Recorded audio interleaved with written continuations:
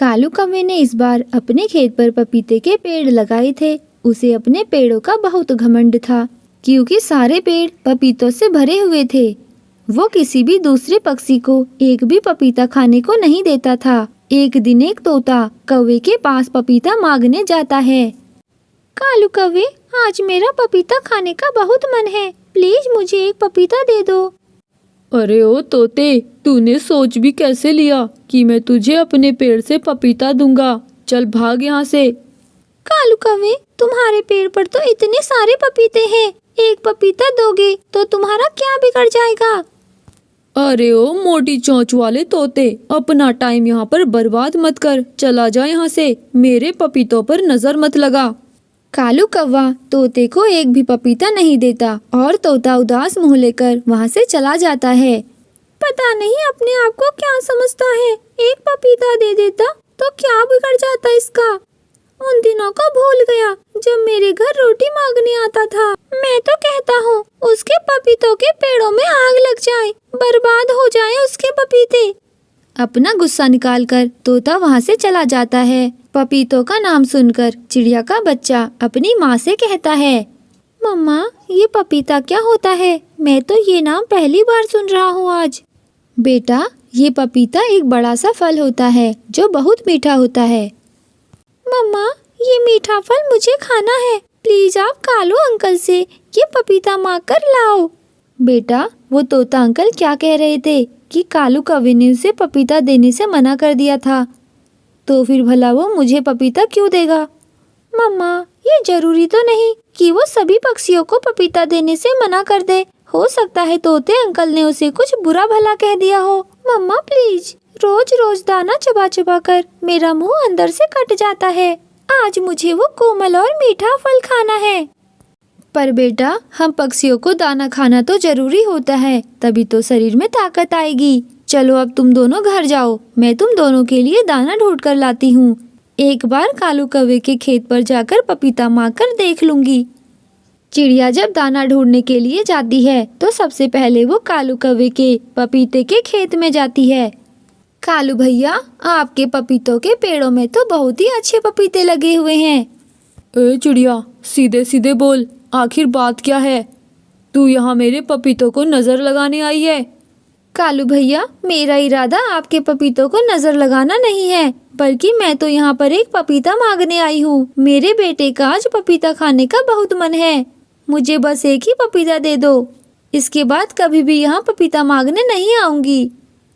मैंने ये पपीते के पेड़ तेरे बच्चों के लिए नहीं लगाए हैं। मेरे पेड़ों के एक एक पपीते बहुत कीमती हैं और ये मैं तुम्हें दे दूं। कालू भैया, आप चाहे तो फ्री में पपीता ना दें, मैं आपको दाना ढूंढ कर लाऊंगी। चिड़िया, तू दाना ढूंढ कर ला और अपने बच्चों को खिला, मैं एक भी पपीता नहीं देने वाला। और यहाँ से चली जा, वरना मैं तुझे एक मोटी रस्सी से पेड़ पर बांध दूंगा।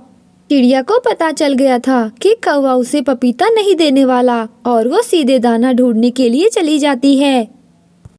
शाम को तोता अपनी तोती के साथ फिर से कालू कौवे के बगीचे में जाता है और बगीचे में पहुंचकर सबसे पहले कालू कौवा को ढूंढता है।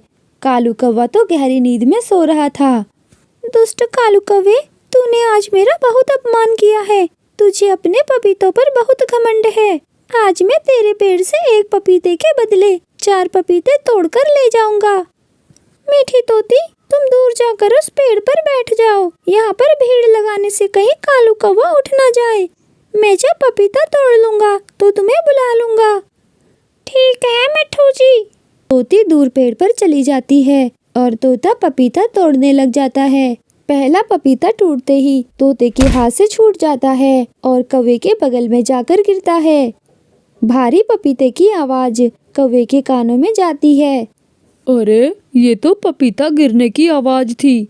ये मेरे पपीते के पेड़ से पपीता गिर गया है, पर ये अपने आप कैसे टूटा? कौवा ऊपर को अपने पेड़ की तरफ को देखता है तो तोता जल्दबाजी में भाग भी नहीं पाता और कौवा उसे देख लेता है।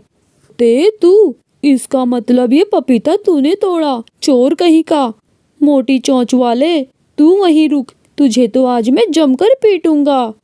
ये ले, मेरे पपीते पर नजर रखने वाले, तेरी तो आज मैं टांगों को तोड़ कर रहूंगा और तेरी मोटी चोंच को तोड़कर फेंक दूंगा। ये ले, ये ले। कौवा तोते को जमकर पीटता है और तोता अपनी जान बचाकर वहाँ से भागता है। चल भाग जा तोते, अगली बार से मेरे पपीते चुराने की सोचना भी मत, वरना तेरा नामो निशान मिटा दूंगा। कुछ दिन के बाद एक दिन दूसरे जंगल से पक्षी उस जंगल में घूमने आते हैं। पूरे जंगल का चप्पा चप्पा छान मारो, एक एक फलों के पेड़ पर नजर डालो और जो भी फल मिले तोड़कर बोरी में भर दो। इस बार हमको फलों को बेचकर अमीर बनना है। पूरा जंगल छान मारने के बाद उन्हें कालू कौवे का बगीचा मिल जाता है। उस वक्त कालू खेत पर नहीं था। ये पेड़ पपीतों से भरे हुए हैं, बिना टाइम बर्बाद किए पेड़ से सारे पपीते तोड़ दो। कालू कौवे के पपीते के पेड़ खाली करके वे पक्षी वहाँ से चले जाते हैं। अब कालू कौवा भी बगीचे में आ जाता है और पूरे पेड़ों को खाली देखकर रोने लग जाता है। मैं लुट गया, मैं कंगाल बन गया, चोर जालिम ने मुझे लूट लिया। उस मोटी चोंच वाले तोते ने इस बार मेरे सारे पपीते चुरा लिए। कालू कौवे, तुम्हारे सारे पपीते किसने चुरा लिए? लाल चोंच वाले तोते, तूने चुराए हैं मेरे सारे पपीते। कौवे, मेरा यकीन करो, मैंने तुम्हारा एक भी पपीता नहीं चुराया, मैं सच कह रहा हूँ। मैं मान ही नहीं सकता, कुछ दिन पहले मैंने तुझे पपीता चुराते हुए रंगे हाथों पकड़ा था। कालू भैया, तोते पर यकीन मत करो, पर मुझ पर तो यकीन करो, इसने तुम्हारे पपीतों की चोरी नहीं की है, क्योंकि ये मेरे साथ यहाँ पर बहुत देर से है। कालू कौवा वहाँ से सीधे अपने खेत की तरफ चले जाता है और खेत पर करंट के तार लगा देता है। अब मैं भी देखता हूँ कि कैसे वो चोर मेरे पपीतों को चुराता है। इसी तरह कुछ समय बाद उन पेड़ों पर फिर से पपीते लग जाते हैं और जमीन पर करंट था। अब कालू कौवा बेफिक्र होकर रहता था। एक दिन जब एक चिड़िया खेत पर पपीता तोड़ने आई तो तार लगते ही करंट के झटके से उसकी मौत हो जाती है। पर कालू कौवे को इन चीजों का कोई अफसोस नहीं होता, वो मन ही मन खुश हो जाता है। पर जंगल के पक्षियों ने कई बार कालू कौवे को समझाने की बहुत कोशिश की थी, पर कालू कौवे ने किसी की भी नहीं सुनी। कालू कौवे, ये तुम ठीक नहीं कर रहे हो, ये करंट को अभी के अभी हटा दो। चिड़िया, जब मेरे पपीते की चोरी हो रही थी तब तुम कहाँ थी? मैं कुछ भी करूँ अपने खेत पर, तुम्हें क्या? जब तक ये करंट मेरे खेत पर है कोई भी मेरे पपीतों को नहीं तोड़ सकता। मैं करंट नहीं हटाने वाला, जो चोरी करेगा वो मरेगा। कौवे को अपने पपीतों के अलावा कुछ भी नहीं दिखाई दे रहा था। कुछ दिन बीतने के बाद एक दिन पपीता तोड़ने का टाइम आ जाता है और कालू पेड़ से पपीतों को तोड़ने लग जाता है। जब कालू कौवा पपीते तोड़ रहा था तो पपीतों में से एक पपीता हाथ से छूटकर करंट वाली तार के बगल में गिर जाता है। अरे, मेरा पपीता नीचे गिर गया, मैं अभी जाकर उठा लेता हूँ।